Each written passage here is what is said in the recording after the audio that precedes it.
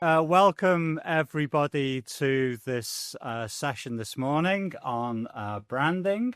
And I'm Mick Owens and I'm chairing the session today. Can I introduce our speakers? I've got at the end here Suzanne Evans, who is the Director of Political Insight.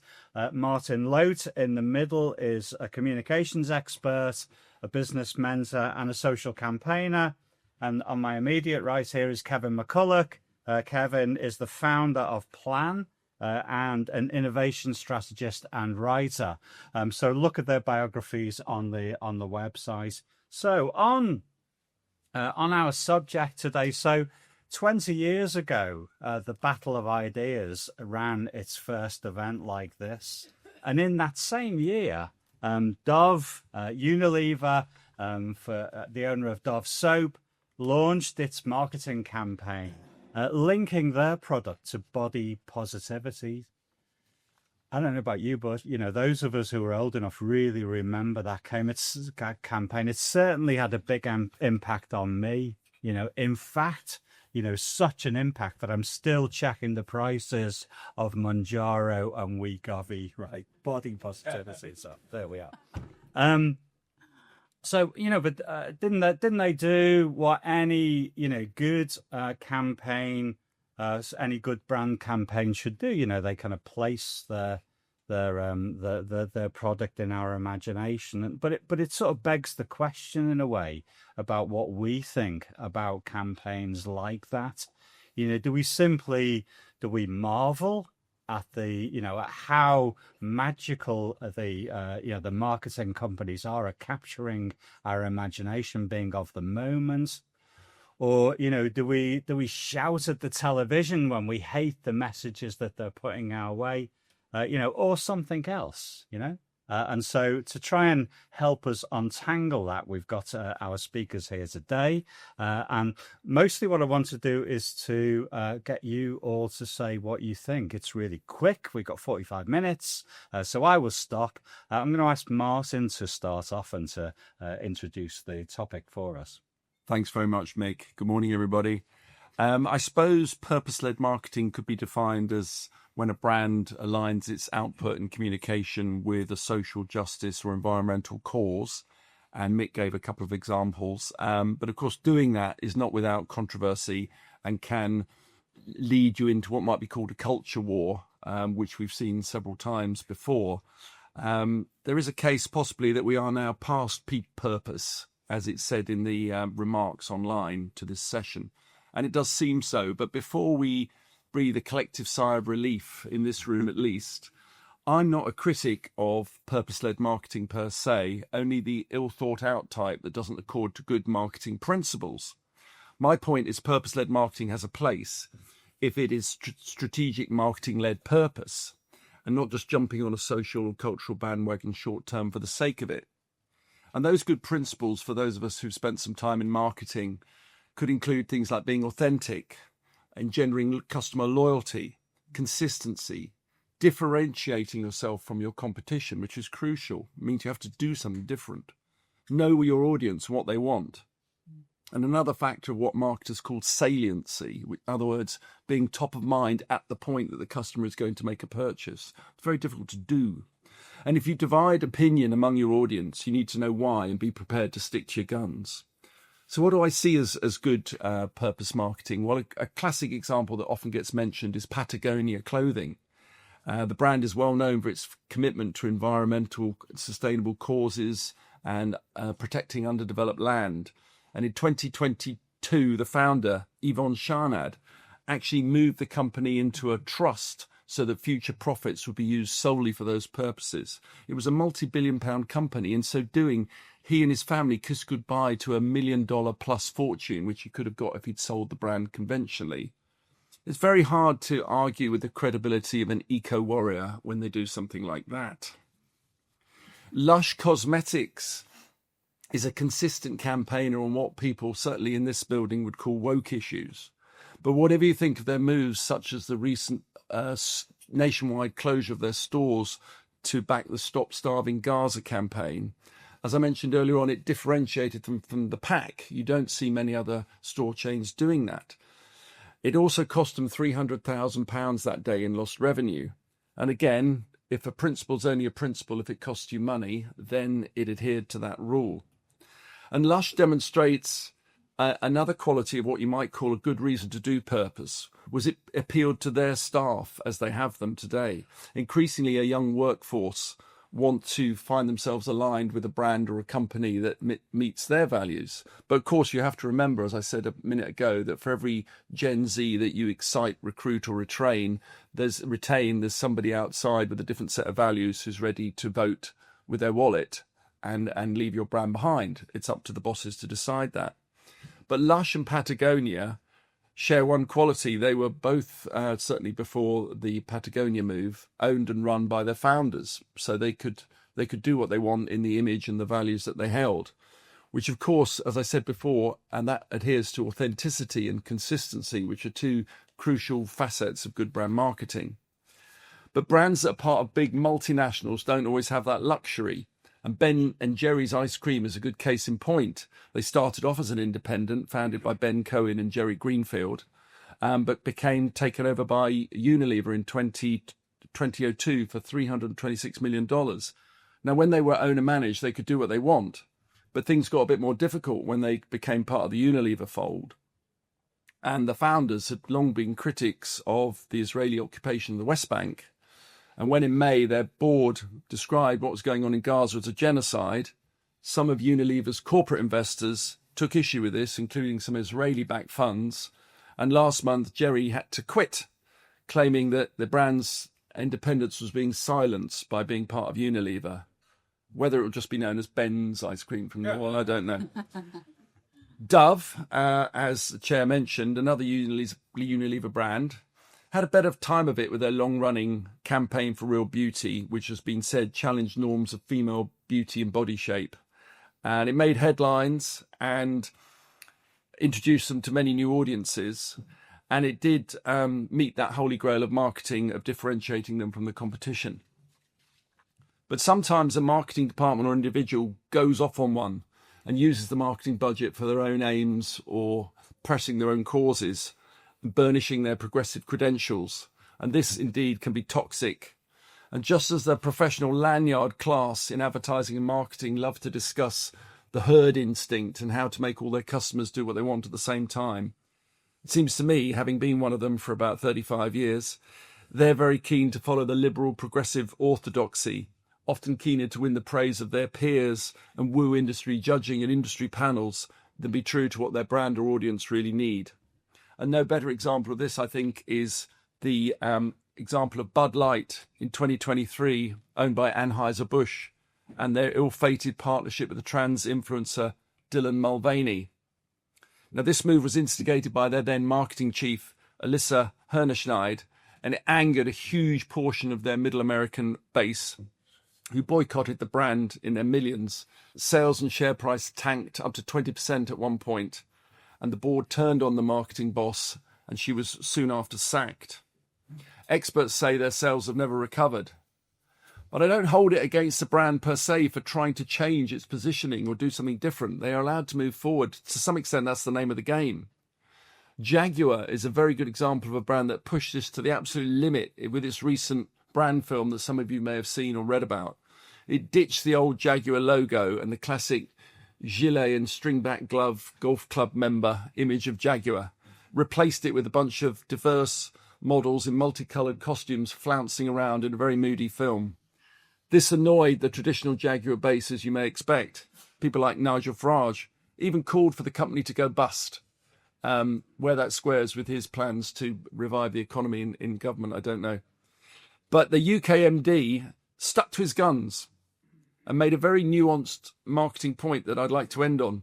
He said 80 to 90% of our customers for our new electronic vehicles will be first-time buyers, relatively young people maybe, many of whom have not considered the brand seriously yet, and we need to introduce ourselves to them. And I would add that the controversy created millions of pounds of media exposure, some of which will reach that new audience and prompt consideration. And that may be a hidden gem in these culture war controversies. They get people talking about brands rather than letting them fade into the background. So although to an outsider, brands might appear to be playing with fire, with these culture wars, they may be strengthening their hand for a battle to come. Thank you. Thanks, Martin.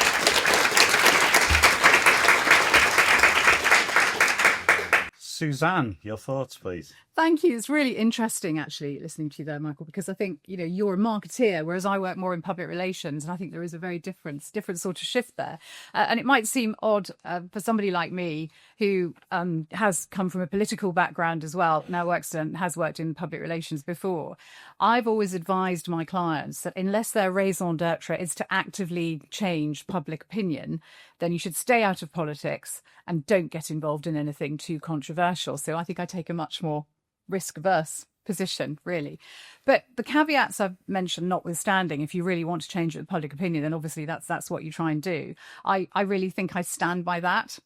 If you're a business and you've got something to sell and you're not catering to a particular niche market that you want to target, then I think you've got everything to lose and very little to gain by wading into a culture war and risk alienating your customers. I can only think that the firms who do wade in, perhaps on the advice of their marketing department for doing something a bit different, either have their head so far up their behinds that they assume everybody thinks like them, or they believe the maxim that all publicity is good publicity, which I think you also hinted at there. And I clearly think that's not true. And some of us are old enough to remember Gerard Ratner, who was asked how he could sell his jewellery so cheap. And he said, because it's crap, generated masses and masses of headlines. And of course, ultimately, the company went bust. So not all publicity is good publicity. So the promo for this event today referenced the Dove campaign, which we've also heard about. And personally, I thought that was great. As a non-conventional, beautiful, gorgeous supermodel woman, I thought it really, really spoke to me. Beauty products don't work any better on beautiful people or work any less better on ugly people. And half the population shouldn't be assailed because of how they look. So it was great, fabulous ad campaign. But here's the clincher for me, and what made it relevant is because it was relevant to the business. It wasn't like Jaguar going off on a limb. It was relevant to the business model. It wasn't a beer manufacturer adopting a male social media star who likes to pretend he's a female child. I mean, what's that got to do with beer? The only relevance there, as far as I can tell, is a well-hidden message that you could drink endless amounts of Bud Light and still not get beer goggles bad enough to see how ridiculous Dylan Mulvaney is.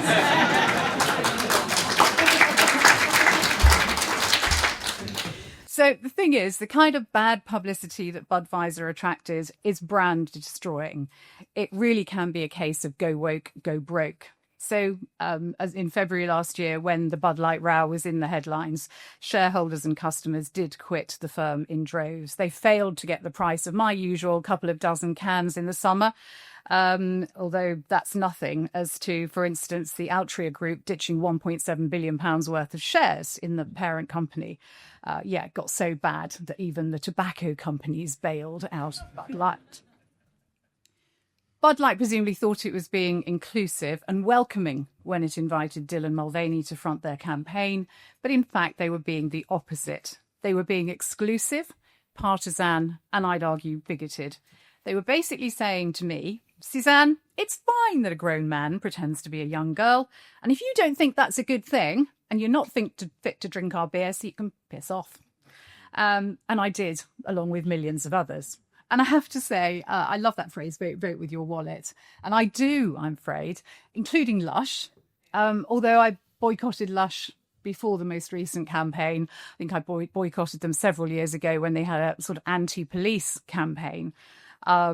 Paper Chase, I haven't shopped there since they made a grovelling apology for advertising in the Daily Mail and implying that all Daily Mail readers were, completely beyond the pale.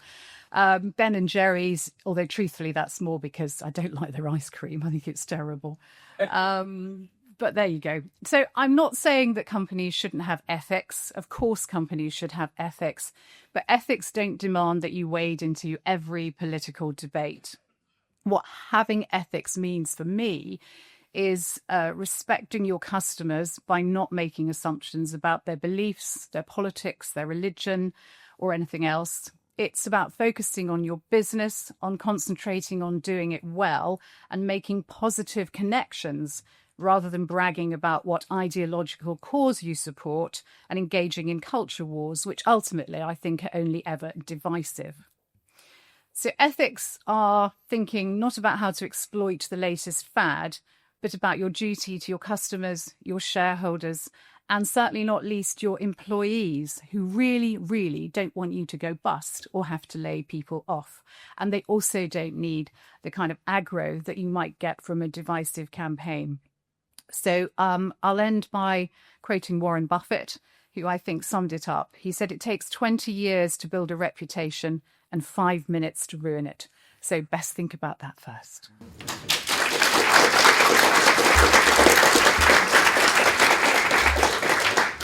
Kevin. Okay, so excuse me. So I don't have a problem with the concept of social brand purpose. I guess as long as it focuses on sort of practice over preaching. So, for example, back in the 1950s, Levi's desegregated their factories like 10 years before the Civil Rights Act. IBM did a similar, and also committed to equal pay for equal women well before they had to. And they went on to actively, hire and promote female and black staff. So that they demonstrated their moral purpose through taking action against discrimination underneath their own roofs. And it made commercial sense. They could tap into, neglected talent pools of black and female employees. Now, just to say what I mean a little bit more about what I mean by practice over preaching. By practice, I mean when a company and senior management implement purpose-driven policies like meritocratic hiring and don't put themselves as moral superiors above either their staff or their customers and set out to re-educate them. I don't mean that kind of action. Now, moral purpose still it wasn't just a thing for the 1950s. I think it can make sense today. I think Suzanne made the point about niches. I think, take the example of luxury hotels. They nearly all lean quite heavily into sustainability messaging. And it's pretty much a category norm in luxury. Some may raise their eyebrows at the sort of flown in Icelandic water and the outdoor heated pools, but they're shown that they're attuned to the high status opinions of their target market, and that they tend to message through targeted channels, Condé Nast magazine or particular luxury social media channels, and it makes commercial sense. They're showing that they're in the same milieu as their niche audience. And I don't think it's that kind, even if people disagree with the message, I don't think it's that kind of marketing that rubs people up the wrong way. It's the condescending ads that are broadcast to everybody in the mainstream channels that I think get people's goat. So I'm thinking of the Gillette Best a Man Can Be, and again, Jaguar Copy Nothing campaigns, which not only kind of fail to resonate with their target customers, they actively insulted them and wound up a wider public beyond their target customer base. And on the Jaguar campaign, I would differ with Martin on this. I think the Jaguar campaign was incompetent on its own terms. Its purpose was to pivot the brand towards a younger, more metropolitan crowd, but no self-respecting, gender-fluid urbanite thought that that campaign was cool. No way. and as I don't know if I've got this right, but I thought they'd sacked their advertising campaign, the advertising agency. So even though they did originally stick up for it, they knew once they'd taken stock, it had been an absolute disaster. But even if it had been well executed, I still wouldn't support it, because it not only rejected that the core strategy was to not only reject the customer driver, the brand's heritage. It also set out to be against tradition in general. It was kind of almost just celebrating breaking tradition for its own sake, with no clear kind of argument behind that. So I think that's when advertising fits into a wider assault against the public, and I think that's when it goes beyond just purely a commercial brand discussion, and it gets into a cultural one, and it lines up the brand in the culture war against the public that already feel kind of gaslit and condescended to generally by the media, by government, and all the rest of it. And it leads to feelings of distrust, resentment, fragmentation, polarization. So that's where it becomes a cultural and, I would say, political issue, not just a brand issue. And you could say, well, hey, this is so last year, haven't you heard about the vibe shift? Haven't you heard about the peak woke? And I would say yes. Brands have rode back from their excesses a little bit, and we probably have gone past the sort of high tide of woke, but it's still pretty high. And most of the marketing and advertising execs are still in charge. They still hold the same beliefs, and they just realise they have to be a bit more careful. They're just being a little bit more risk averse now. But more importantly, those DEI and sustainability principles are baked into corporations. They're baked into their performance indicators, their hiring policies. So I think it'll take a lot more than a few brand campaign misfires to overturn that MO. So I think there's a bigger job for us to do there. So to conclude, I think while woke brands might see themselves on the right side of history, the public views many of them with disdain. If you look at the trust levels of different professions, I think advertisers are below advertising estate agents.